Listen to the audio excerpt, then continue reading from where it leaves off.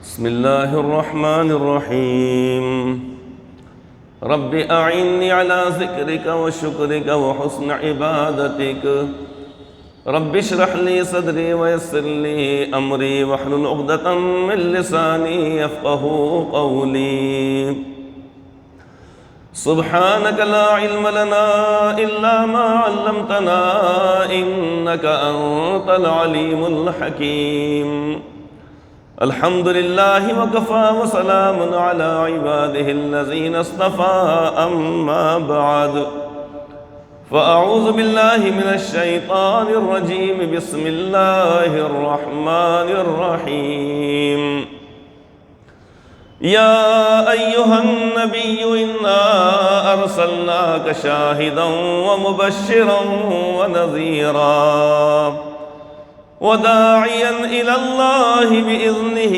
وسراجا منيرا صدق الله العظيم. وقال النبي صلى الله تعالى عليه وآله وسلم إن لكل أمة فتنة وفتنة أمتي المال أو كما قال عليه الصلاة والسلام. بزرگان محترم اور معزز حاضرین کرام، اللہ رب العزت نے اپنے کلام پاک میں ایک جگہ یا کئی جگہ ایک چیز کا بہت زیادہ ذکر فرمایا ہے. اللہ تعالیٰ نے بار بار تذکرہ فرمایا ہے. کیا چیز ہے وہ چیز ہے مال. میم الف لام، مال جسے کہا جاتا ہے. مال سونا اور چاندی بھی ہے، مال روپیہ پیسہ بھی ہے، مال جائیداد اور اسی طریقے دکان اور مکان بھی ہے. مال قیمتی بھی ہوتا ہے، مال بے قیمت یا کم قیمت کا بھی ہوتا ہے. اور اللہ تبارک و تعالیٰ نے ہر انسان کے دل میں مال کی محبت کو اللہ تعالیٰ نے رکھا ہے. یہ چیز من جانب اللہ ہے.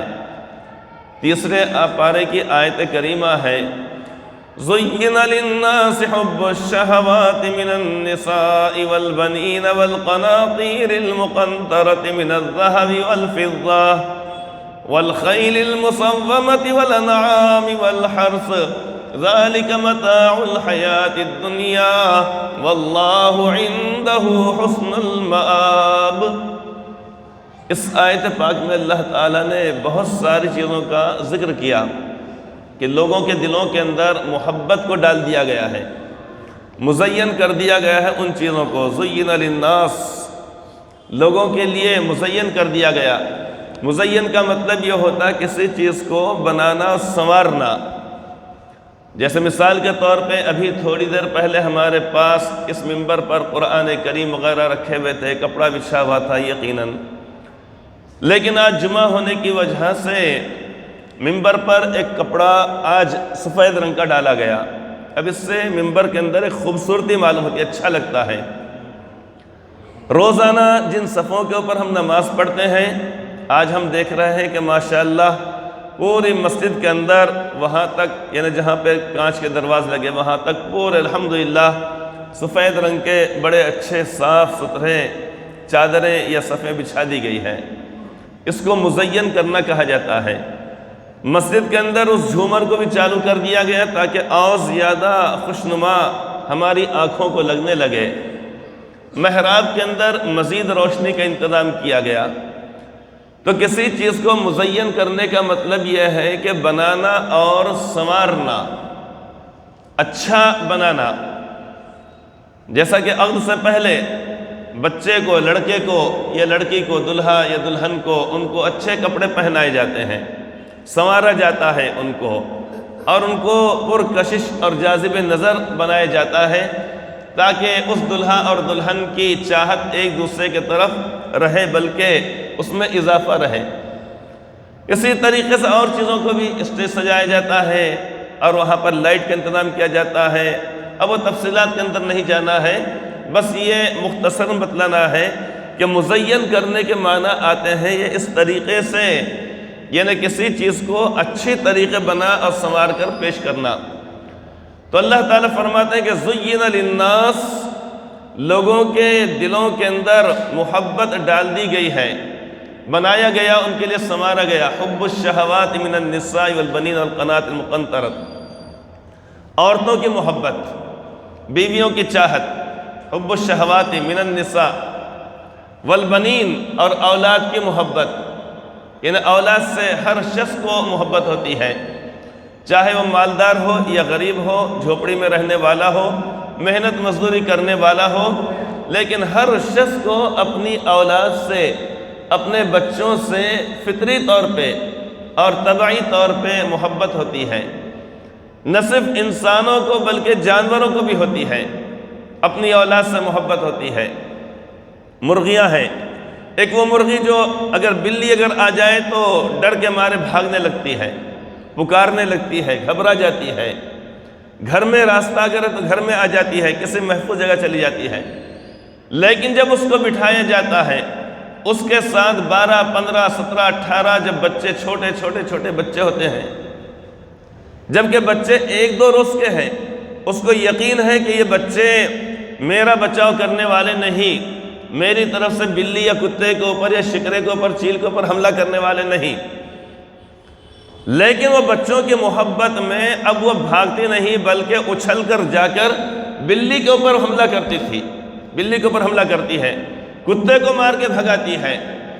شکرا اور چیل اگر آ جائے تو کچھ دوری تک، جہاں تک اس کے جسم میں طاقت ہے اتنی اونچائی پر وہ اڑ کر جانے کی کوشش کرتی ہے، جبکہ اس کو یقین ہے کہ یہ بچے میرا کوئی ساتھ دینے والے نہیں ہیں، یہ تو 2 ہی دن کے بچے ہیں، لیکن ان کی محبت میں وہ یہ ساری چیزیں کرتی ہے۔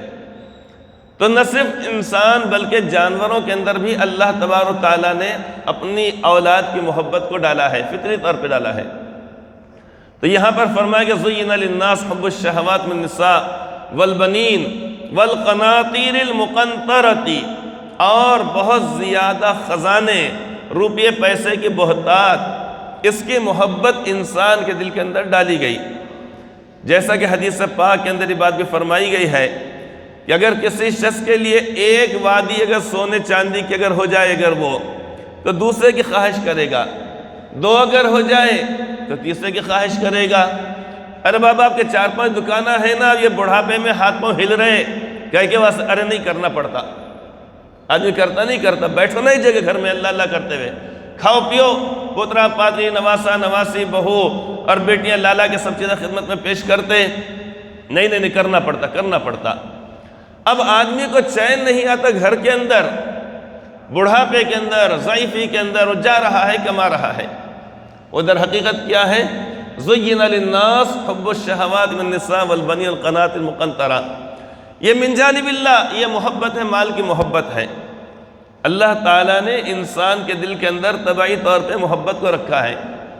زُيِّنَ لِلنَّاسِ حُبُّ الشَّهَوَاتِ مِنَ النِّسَاءِ وَالْبَنِينَ وَالْقَنَاطِرِ الْمُقَنطَرَةِ مِنَ الذَّهَبِ وَالْفِضَّةِ وَالْخَيْلِ الْمُسَوَّمَةِ، اور نشان لگے ہوئے گھوڑے۔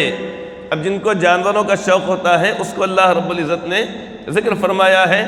اب وہ عرب کے اندر چونکہ گھوڑے اور اونٹ وغیرہ ان کا ایک پسندیدہ جانور تھا۔ وَالْخَيْلِ الْمُسَوَّمَةِ وَالْأَنْعَامِ وَالْحَرْثِ، اور جانوروں کی محبت۔ اب جانور کے اندر ساری چیزیں آگے، بھینس ہے، بیل ہے، گائے ہے، بکریاں ہیں، جہاں پر جن چیزوں کو پالنے کا رواج ہوتا ہے وہ سارے جانور اس کے اندر آ گئے۔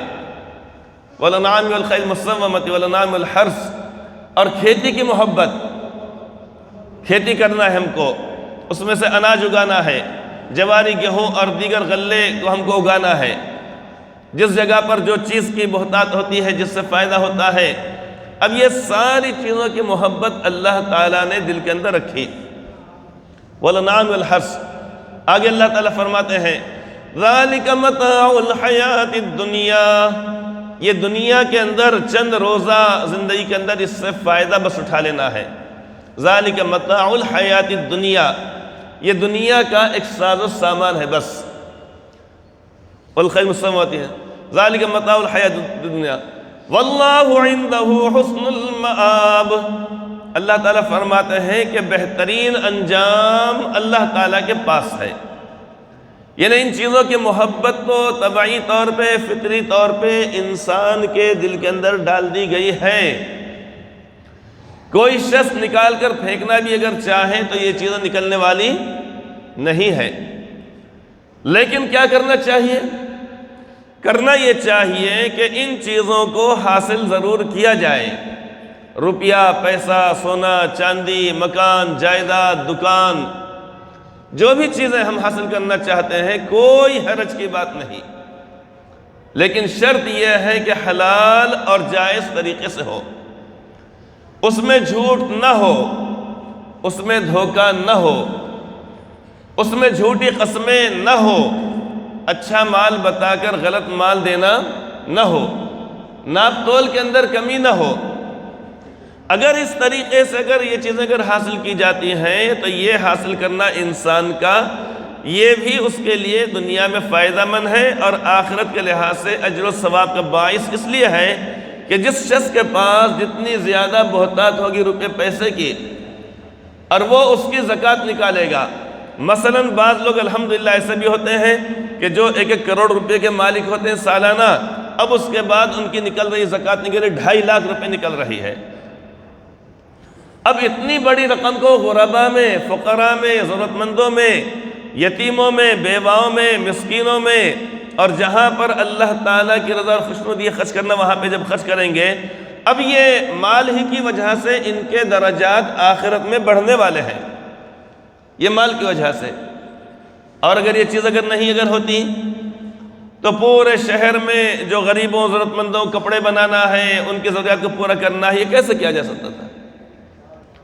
اس لیے مال کا ہونا یہ کوئی بری بات نہیں ہے، ہونا چاہیے، لیکن حلال طریقے سے ہونا چاہیے، جائز طریقے سے ہونا چاہیے۔ اب یہ مال کمانے کا بھی حکم دیا گیا ہے، اور اس کو جائز جگہوں پر خرچ کرنے کا بھی حکم دیا گیا ہے۔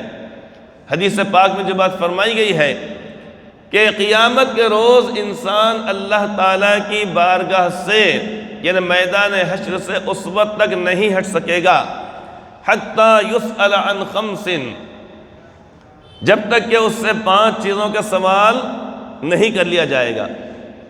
وہاں پر کیا فرمایا گیا ہے؟ عن عمرہ فیما افناہ، عن شبابہ فیما ابلاہ، کہ انسان سے پوچھا جائے گا کہ اے انسان، اے شخص، ہم نے تجھ کو اتنے سال ہم نے تجھ کو زندگی ہم نے تجھ کو دی تھی، اتنے سال ہم نے زندگی دی تھی۔ اب نابالغی کے زمانے کے حساب، وہاں کا حساب کتاب نہیں ہوگا۔ کوئی اگر 13 سال میں اگر بالغ ہوتا تو اب وہاں سے حساب کتاب ہوگا۔ کوئی 13.5 سال میں بالغ ہوا، اب 13.5 سال کو چھوڑ کر اب وہاں سے حساب کتاب ہوگا۔ کوئی 14 سال میں ہوا، 14.5 سال میں ہوا، آخری مرد اور عورت یا بچے اور بچی کی حد ہے 15 سال۔ 15 سال۔ اب 15 سال میں اگر کوئی بالغ نہ ہوا ہو تب بھی شریعت کے احکامات اس کے اوپر لاگو اور نافذ ہو جاتے ہیں۔ اب پوچھا جائے گا، نماز کا وقت آیا تھا کہ تم نے نماز پڑھی یا نہیں پڑھے؟ رمضان شریف کا مہینہ آ گیا تھا تو تم نے روزے رکھے یا نہیں رکھے؟ مال تھا تمہارے پاس، زکوٰۃ دیے یا نہیں دیے؟ حج کرے یا نہیں کرے؟ اب یہ ساری چیزوں کا سوال ہوگا بالغ ہونے کے بعد یا 15 سال کی عمر کے بعد۔ اب کب تک ہوگا یہ؟ انسان کے جب تک کہ ہوش و حواس صحیح ہیں اس وقت تک سارے عمر بھر کے نمازوں کا، روزوں کا، زکوٰۃ کا، حج کا اور تمام اعمال کا اس کے حساب کتاب ہوگا۔ تو انسان سے حساب ہوگا اس کے عمر کے بارے میں۔ جوانی ہم نے تم کو دی تھی، اسے تم نے کہاں پر خرچ کیا؟ کیا اللہ تبارک و تعالیٰ کی عبادت اور بندگی میں، ماں باپ کی خدمت میں، اللہ کے بندوں میں، حلال اور جائز کمائی کمانے میں، یا معصیت میں اور گناہ میں اور نافرمانی میں؟ عن عمرہ فیما افناہ، عن شباب فیما ابلاہ، وعن مالہ من این اکتسبہ وفیما انفقہ، اور مال کے بارے میں سوال ہوگا کہ اس کو کہاں سے کمایا، آیا تو کہاں سے آیا؟ تمہارے جیب میں اتنے پیسے تھے، یہ روپیہ پیسہ کہاں سے آیا؟ وہ دکان تھی، وہ دکان کہاں سے آئی؟ وہ پلاٹ تھا، وہ پلاٹ کہاں سے آیا؟ وہ جائیداد کہاں سے آئی، تمہارے سر پر ٹوپی کہاں سے آئی، تمہارے جیب میں رومال کہاں سے آیا، جس سواری کو تم لے کر پورے شہر کے اندر دندناتے پھرتے تھے، گھومتے تھے بڑی شان سے اور بڑے ٹھاٹ سے، تو وہ موٹر سائیکل یا وہ کار یا جو بھی سواری ہو وہ آئی کہاں سے؟ تو غز انسان سے ہر چیز کے بارے میں، چھوٹی بڑی چیز کے بارے میں سوال ہوگا کہ یہ آیا کہاں سے، پھر گیا کہاں پر، آیا حلال اور جائز طریقے سے، تب تو اس وقت اب یہ سوال کا جواب مل گیا، لہذا اس میں انشاءاللہ تعالیٰ کامیاب ہوگا۔ لیکن اگر اس کو خرچ کیا گیا معصیت میں، نافرمانی میں، گناہوں میں اور اللہ تبارک و تعالیٰ کی حدود کو توڑنے میں، اب یہ جب ان طریقوں سے اگر خرچ کیا جائے گا تو پھر آخرت میں اللہ تعالیٰ کو جو منظور ہوگا وہ سزا وہاں پر دی جائے گی۔ تو مال کا ہونا کوئی بری بات نہیں ہے، مال رہنا چاہیے انسان کے پاس، تبھی تو اللہ تبارک و تعالیٰ نے دنیا سے جانے کے بعد اس مال کی تقسیم فرمائی ہے، اور یہ فرمایا گیا ہے کہ جو کچھ مرنے والا چھوڑ کر مرے، وہ مرد ہو یا عورت، اب کیا کرنا ہے اس کو؟ ایک تو یہ بھی شکل ہو سکتی تھی کہ اس سارے مال کو کسی مسجد میں یا وہ شخص جہاں پر رہتا تھا اس محلے کی مسجد میں لگا دیا جائے۔ یہ بھی ہو سکتا تھا کہ شہر کی تمام مساجد میں وہ مال تقسیم کر دیا جائے، شہر کے تمام غربا اور فقراء میں اس مال کو صدقہ کر دیا جائے، یہ بھی ہو سکتا تھا۔ لیکن اللہ رب العزت نے فضل و کرم فرمایا، احسان فرمایا کہ جب کوئی شخص جب تک زندہ ہے اور اس نے جو بھی مال حلال اور جائز طریقے سے کمایا ہے، اس کا وہ تنہا و مالک ہے اگر اس کے اندر وہ مشترک طور پہ کمایا نہ گیا ہو، جیسے کہ پارٹنرشپ میں ہے یا اسی طریقے چند لوگوں نے مل کر تجارت کیے ہیں، اب اس کے اندر تو مشترک طور پہ ہے۔ لیکن جس شخص نے اپنے طور پہ اس مال کو کمایا اگر ہے تو تنہا وہ شخص اس مال کا مالک ہے، اب اس کو مکمل طور پہ اختیار ہے کہ اپنے اس مال کو جہاں چاہے جیسا چاہے، جہاں چاہے اور جیسا چاہے کا مطلب یہ ہے کہ جائز جگہوں میں، اور جیسا کا مطلب یہ ہے کہ جتنا چاہے وہ وہاں پہ خرچ کر دے سکتا ہے، یہ مسجد میں دے دیا، وہ مدرسے میں دے دیا، وہ غریب کو دے دیا، اور اس نیک جگہ میں لگا دیا، یا اپنے رشتہ داروں کو دے دیا، اس نے جو چاہے وہ کر سکتا ہے، اس کا مکمل اختیار ہے۔ کب تک ہے؟ زندگی بھر تک ہے۔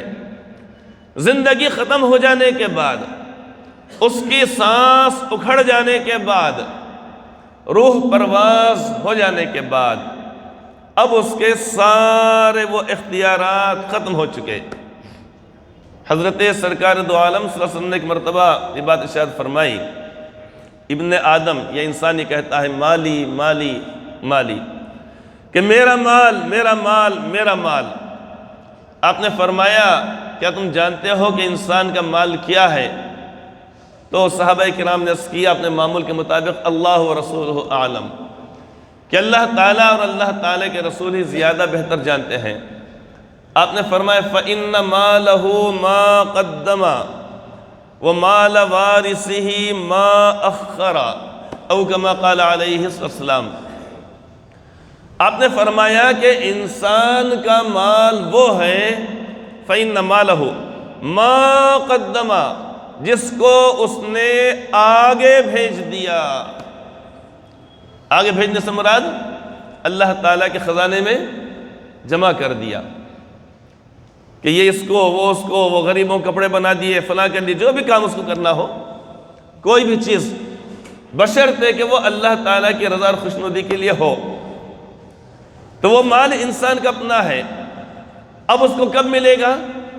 اس کو ملے گا اس وقت جب کہ اس کو میدان حشر میں سب سے زیادہ سخت ضرورت ہوگی، وہاں کوئی کسی کا ساتھ نہیں دے گا، کوئی کسی کا کام نہیں آئے گا، اب وہاں پر ملے گا۔ اب یہاں پہ اگر پیسے اگر ہوں گے تو حج کرنے کے لیے، عمرہ کرنے کے لیے جائیں گے تو وہاں سے اے ٹی ایم سے پیسے نکالیں گے؟ نہیں نکالیں گے۔ پیسے اگر ہوں گے ہمارے پاس موبائل میں، یہ اسی طریقے بینک کے اندر کچھ بھی لے رہے، وہاں سے دکان پہ گئے گلگلے لے لیے، اب وہاں پہ وہ رکھے یوں، چلو اس کے اندر 50 روپے کے گلگلے لے لیے، یوں یوں کرو، پھر اس کے بعد ہاں آگے نا، ہاں آگے چلو جاؤ، اب آگے گئے دہی بڑے لے لیے، رمضان شریف کا موقع اگر ہے تو۔ اب یہ دنوں میں بٹانے کی پھلی لے لیے، منڈی میں چلے گئے وہاں پہ ترکاری لے لیے، کپڑے کے مارکیٹ میں چلے گئے کپڑا لے لیے۔ تو یہ کب ہوگا؟ یہ پہلے سے پیسے ہوں گے تو A T M, Paytm اور پتہ نہیں کون سا ہے، تو سب چیزیں کرنے کا موقع رہتا، اور ہے ہی نہیں، بالکل کڑک استری جیب خالی، یہ مال ہے، یہ معاملہ اگر ہے، کڑک استری دیکھنے میں ظاہر اور جیب خالی، تو کیا اے ٹی ایم، کیا پے ٹی ایم آیا، کیا آیا، کیا ہے، کیا؟ تو یہاں اگر اللہ تعالیٰ کی راہ میں خرچ کر دیں گے اگر، تب یہ مال انسان کا وہاں پر اس کو کام آئے گا۔ آپ نے فرمایا فَإِنَّ مَالَهُ مَا قَدَّمَ، جو اس نے آگے بھیج دیا وہ مال اس کا ہے، وہ مال وارثہ ما اخر، اور اس کے وارث کا مال وہ ہے جس کو وہ پیچھے چھوڑ کر دنیا سے چلا گیا، پیچھے چھوڑ کر، دکان، مکان، جائیداد، پلاٹ، ادھر ادھر۔ بیٹے نے جلدی سے دیکھا بابا نے چابی کہاں رکھی تجوری کی، اب دیکھ رہا اس کے بعد نکال، اچھا ابھی تک اپنے سرانے کے نیچے رہتے، کسی کو پھٹکنے ہی نہیں دیتے تھے، آنے ہی نہیں دیتے تھے۔ اب پتہ چلا کہ اوہو 500 کی گڈیاں یہاں بنا کے رکھے ہوئے ہیں، 200 کے وہ خانے میں ہیں، 100 کے کڑک نوٹا ادھر وہاں پہ رکھے ہوئے ہیں، اور بینک کے پورے کاغذات وہاں پر رکھے ہوئے ہیں۔ اب بعد میں پتہ چل رہا ہے کہ اتنا سارا مال، اب یہ مال کس کا ہے؟ اس شخص کا نہیں ہے، بلکہ ہے یہ وارثین کا مال ہے۔ لیکن وارثین کے واسطے چھوڑ کر جانے کے بھی احکامات ہیں، ان کو فقیر بنا کر، محتاج بنا کر، یہ اسی طریقے سے ان کو قلاش کر کے جانا یہ پسند نہیں کیا گیا۔ ایک صحابی رسول بیمار ہو گئے، حضرت عمرو بن عاص رضی اللہ عنہ غالباً، تو حضرت سرکار دو عالم صلی اللہ علیہ وسلم ان کی مزاج پرسی کے لیے تشریف لے گئے ان کے گھر پر، ان کی عیادت کے لیے۔ جب آپ نے دیکھا کہ ان کی کیفیت ایسی ہے کہ شاید لگتا ہے کہ اس بیماری میں بچ نہیں پائیں گے، ایک تو بیماری بہت، انسان کو بخار آ گیا، زکام آ گیا، کھانسی ہو گئی، اب یہ وقتی طور پہ بیماریاں ہیں، یہ تو آتی جاتی رہتی ہے، یہ تو ہوتا ہی ہے نا۔ تو جب آپ نے دیکھا کہ ایسا لگ رہا ہے کہ شاید یہ بیماری سے جاں بر نہیں ہو سکیں گے، تو آپ نے ان سے پوچھا، معلوم فرمایا کیا تم نے وصیت کی؟ وصیت کا مطلب یہ ہے کہ میرے مرنے کے بعد اتنا اتنا مال فلاں فلاں شخص کو دے دیا جائے، یا فلاں مقام پر، یا فلاں جگہ پر، یا فلاں نیک کام میں خرچ کر دیا جائے، اسے کہتے ہیں وصیت۔ اور جو لوگ براہ راست وارث ہوتے ہیں، جیسے کہ باپ کے مرنے کے بعد بیٹا، اس کے لیے گاؤں کی، شہر کی، پنچ کو بٹھانے کی، پنچایت بٹھانے کی، یا علماء کو جمع کرنے کی کوئی ضرورت نہیں ہے۔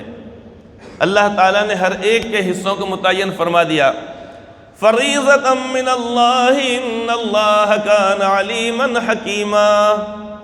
اللہ تعالیٰ نے فرمایا کہ ہم نے ہر ایک کے لیے یعنی اس کے حصے کو متعین کر دیے۔ جیسے مثال کے طور پہ 1 روپیہ ہے، فرض کیجیے تھوڑی دیر کے لیے، اب یہ 1 روپیہ یا 100 روپیے یا 1000 روپیے یا 1 لاکھ روپیے یا 1 کروڑ روپیہ، پوری تقسیم وہ 1 روپے کے برابر ہوگی، 1 کے مطابق ہوگی۔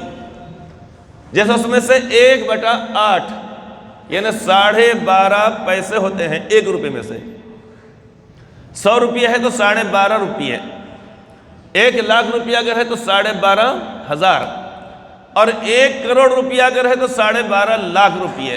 اب اس کو بیوی کو ملے گا، یہ حصہ اللہ رب العزت نے متعین فرمایا۔ اسی طریقے سے ماں باپ ہیں، دونوں ہیں تو دونوں کو چھٹا چھٹا حصہ ملے گا، مطلب یہ کل ترکے اور کل جائیداد کا چھٹا چھٹا حصہ ملے گا۔ بیوی کا حصہ ہے 1/8 یہ ملے گا، اور مرنے والے شخص کے والد یا والدہ دونوں موجود ہیں یا ایک موجود اگر ہے تو 1/6 یہ حصہ ان کو ملے گا۔ اب جو باقی رہ جائے گی جائیداد وہ اس کے بعد تقسیم ہو جائے گی، بیٹوں اور بیٹیوں کے اندر ہو جائے گی۔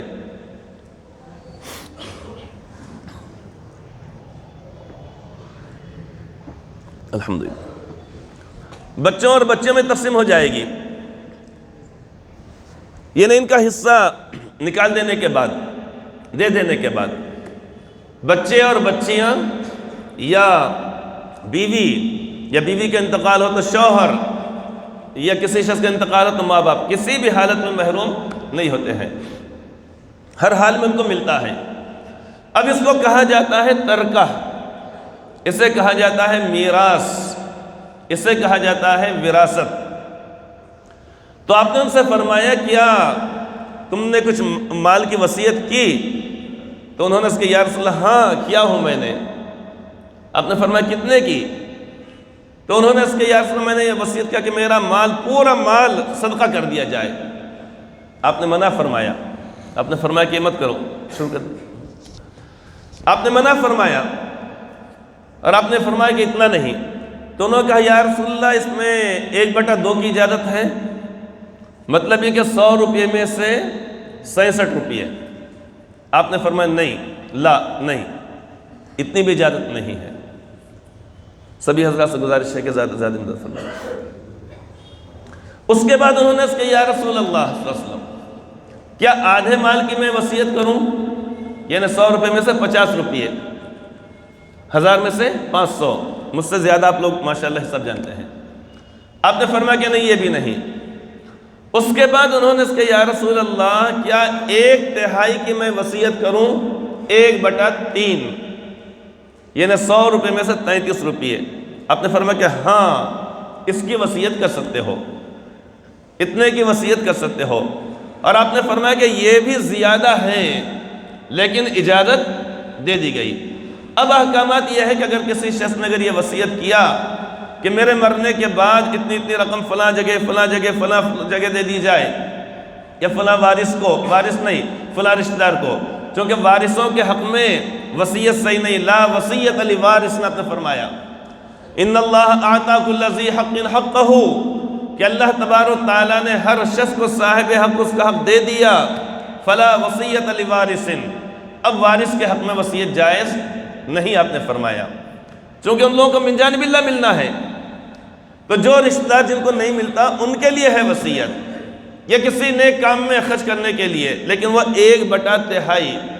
اس کے بعد آپ نے ایک جملہ شاید فرمایا إِنَّكَ أَن تَذَرَ وَرَثَتَكَ أَغْنِيَاءَ خَيْرٌ مِّنْ أَن تَذَرَهُمْ عَالَةً يَتَكَفَّفُونَ النَّاسَ، کہ تمہارا اپنے وارثوں کو، اپنے بیوی بچوں کو یا تمہارے متعلق جو لوگ ہیں ان کو وارث بنا کر چھوڑنا، مالن یعنی إِنَّكَ أَن تَذَرَ وَرَثَتَكَ أَغْنِيَاءَ مالدار بنا کر چھوڑنا، خیر من ان تذرہم یہ زیادہ بہتر ہے اس بات سے، خیر من ان تذرہم آپ نے فرمایا کہ تم ان کو چھوڑو، یتکففون الناس کہ ان کو محتاج بنا کر چھوڑو اور وہ لوگ سامنے اللہ کے نام پہ خیرات دلاؤ۔ اب بھیک مانگنے کے اوپر مجبور ہو گئے۔ تو یہ حکم یہ دیا گیا ہے کہ اپنی اولاد کو، اپنے وارثوں کو مالدار بنا کے چھوڑو۔ مالدار بنانے کا مطلب یہ نہیں کہ انسان نماز، روزہ، زکوٰۃ، حج کو بھی نہیں جا رہا، نہیں، ان کو حدیث پاک پہ عمل کرنا ہے، یہ تو بولے پن کی علامت ہوگی، یہ تو غلط بات ہو جائے گی۔ مالدار بنانے کا مطلب یہ ہے کہ حق اور حلال کی کمائی جائز طریقے سے کماؤ اور ان کو کسی کا محتاج مت بننے دو دنیا سے جانے کے بعد۔ یہ بات آپ نے ارشاد فرمائی۔ آج جو بات مجھے آپ حضرات سے کہنی ہے کہ ہوتا یہ ہے کہ چونکہ قرآن کریم میں خود فرما دیا گیا کہ زُيِّنَ لِلنَّاسِ حُبُّ الشَّهَوَاتِ، کہ لوگوں کے دلوں کے اندر مال کی محبت کو ڈال دیا گیا ہے اور بہت ساری چیزوں کے بارے میں فرمایا گیا ہے۔ تو ایک تو حکم یہ ہے کہ انسان جب دنیا سے جائے تو مال اور روپیہ پیسہ چھوڑ کر جائے، اس کے اندر وراثت کے احکامات لاگو ہو جائیں گے کہ ماں کو اتنا، باپ کو اتنا، بیوی کو اتنا اور اولاد کو اتنا اتنا، دگنا حصہ بیٹے کو، اکھیری حصہ بہن کو یعنی بیٹی کو، یہ فرمایا گیا ہے۔ اور اللہ تعالیٰ مصلحت جانتے ہیں کس کو کیا دینا کیا بہتر ہے، اس لیے اللہ رب العزت کی اس تقسیم کے اوپر راضی بھی رہنا اور اس کے مطابق عمل کرنے میں سعادت مندی کی بات ہے۔ خلاف ورزی کرنے میں دوزخ کے عذابات کی سخت ترین وعید ہے۔ ایک چیز تو یہ ہے کہ انسان زندگی بھر اپنے مال سے چمٹ کے رہے، نہیں نہیں نہیں میں مر جاؤں گا مگر تقسیم کر کے نہیں دوں گا۔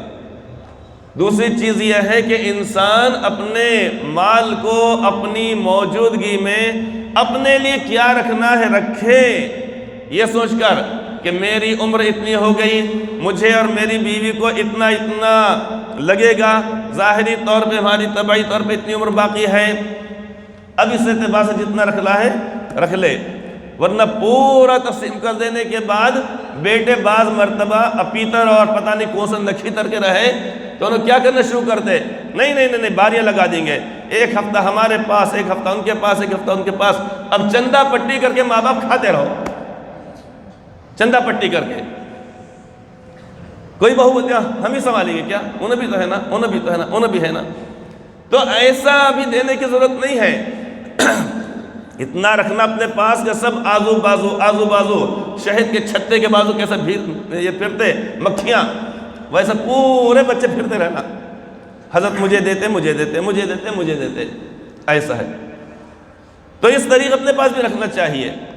تو ایک چیز تو یہ ہے کہ انسان کسی کو کوئی چیز نہ دے، لیکن دوسری چیز کی شرعی طور پہ اجازت دی گئی ہے کہ اپنی موجودگی میں تقسیم کر ڈالے، تقسیم کر ڈالے، تقسیم کر اپنے کو جو رکھنا ہے رکھے، باقی تقسیم کر دے۔ اس کے اندر فائدہ کیا ہوگا؟ مثال کے طور پر فرض کیجئے کہ ہمارے پاس 10 لاکھ روپے کا سامان ہے دکان کے اندر، ایک مثال ہے۔ اب اگر ہم ہی اگر بیٹھ کے اندر کماتے رہیں گے، محنت کریں گے تو اتنا نہیں کما پائیں گے۔ بچوں میں تقسیم کر دیے، اس کو تقسیم کر دیے۔ اب اس کے بعد بچے جب اس مال کے اندر جس کو سب کو 2-2 لاکھ روپے مثال کے طور پہ اگر آ گئے، اب اس کا روزانہ آپ حساب کر کے دیکھیے، معلوم ہوگا کہ شام میں روزانہ اگر 5,000 روپے آتے تھے، اب یہ تقسیم کرنے سے ہر شخص کو معلوم ہے ہاں بھائی یہ تو میرا مال ہے، میری دکان ہے، مجھے اس میں ترقی دینا چاہیے۔ اب وہ محنت بڑھا دے گا وہ، ورنہ کیا ہوگا؟ انہیں بولے گا انہوں کیوں نہیں آتے دکان پہ، انہوں دیر سے آ رہے، انہوں جلدی جا رہے، میں کیوں اکیلے کا فلاں کیوں کروں، ایسا ویسا بہت ساری چیز اس کے اندر ہوتی ہے۔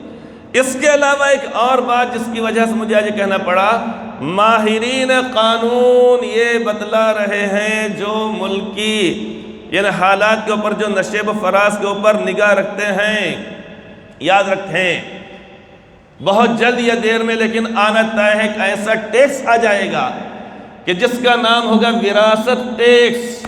کیا ہوگا؟